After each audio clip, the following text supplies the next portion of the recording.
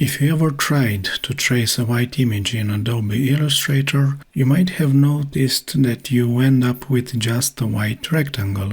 Let me show you how you fix that. First, let's undo what we just did. Now go to Edit, then Edit Colors and select Invert Colors. Alright, let's try image tracing it again using the default settings. Looks like it's working now. Great! Next, let's expand and ungroup the image. Now select any leftover white areas and delete them.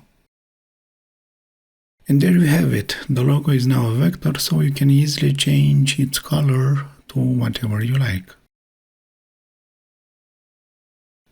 Like and subscribe.